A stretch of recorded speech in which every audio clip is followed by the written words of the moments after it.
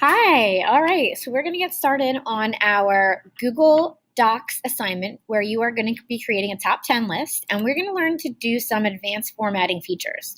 So here is my list. Your first job is to think of a topic that you can create a top 10 list for. So my topic is top 10 apps that I use. Please write the title, top 10, and then your topic at the top of your page, followed by a 3-sentence description. This is a simple 3 sentences, as you can see. Below is a list of the top 10 apps I use, so I'm telling you what my list is about.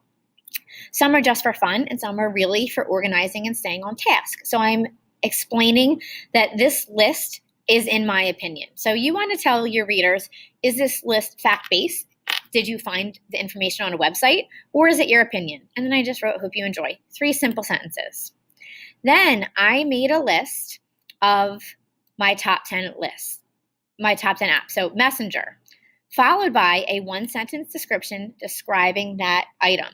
So I use Messenger, Spotify, Gmail, Photofy, etc. And underneath each item is a 1-sentence description. What you're going to do is you're going to add bullets. Bullets are an easy way to make a list and make things more visible and easy to read for your readers. So the bullets is right here. So there are numbered bullets, but we're not going to do that. We're going to go to the bullets here, and you're going to select a series of bullets. So say if I like the stars, and I liked the arrows, I can't combine them. I need to pick one set. So I'm going to select this set. This here is called a decreased bullet, meaning that it is all the way on the left. To get to the next line, I'm going to have to hit enter. And as you see, the next decreased bullet is all the way on the left underneath it. If I hit the tab button, it goes to an increased bullet, which is what I want. So you want a decreased bullet for the names of your items and an increased bullet for your sentence description. So I'm just going to backtrack that up there. So if I come here now and I hit enter again, it creates a new bullet, but it's an increased bullet. We want a decreased bullet. There's 2 ways that you can get that bullet to be a decreased bullet back on the left. You could either hit enter and it goes back. I'm going to hit tab to go back. So enter will bring it to the left, tab will bring it to the right. Or over here, look at this is decrease indent and this is increase. So you can use either of those. So I'm going to, you would do this for all of your items. I'm going to go to decrease. And then you would give each of your items a decrease and an increase bullet. Okay. Once you are done all of that, you need to look at your rubric. And there are certain things that you need to edit. So I have 10 items listed and descriptions. You need to do 3 different styles. So let's talk about this. Right here, this is your styles feature. And it's basically kind of like the size of the text, how large it is, what you would use for a title, what you would use for different types of headings, etc. So we're going to make our title style title. You are going to make your subtitle, your sentence description, subtitle. So as you can see, it's larger than the normal text, but not as large as your title. And then the rest of it, all of your list, let's make this, normal text is normal. Let's make it heading. You can choose heading 3 or 4.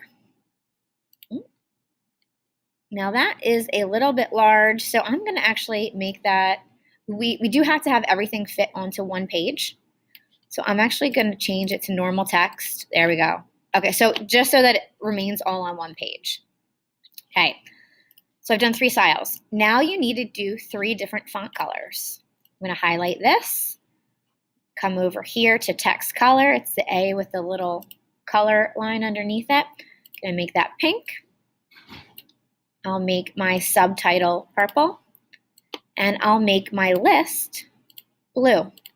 Notice how I'm just going back and forth. All right, I'm on my rubric and into my project. Next, I want to use 3 different fonts. Start at the top, my title. Now you have so many fun fonts that you can choose from here.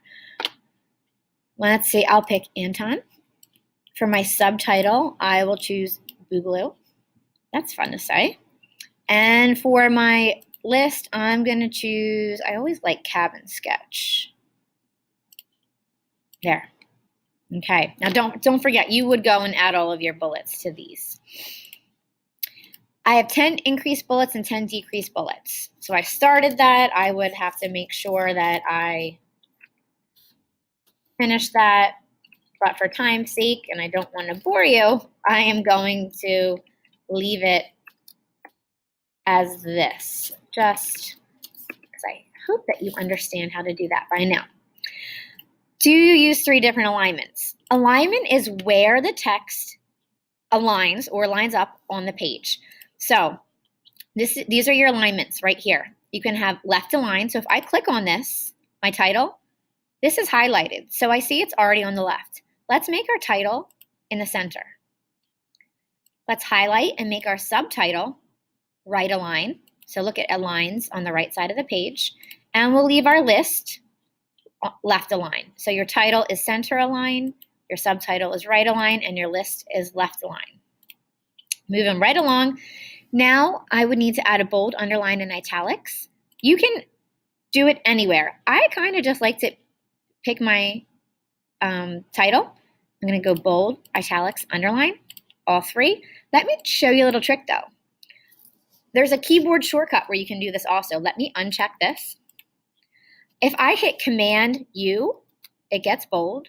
Command I, it gets italicized. Command U, it gets underlined. That is it. The last thing I'm going to need to do is I need to add a picture in here. So you're going to click to the left of your subtitle, insert image, go search from the web, and I am going to type in apps. I like this picture.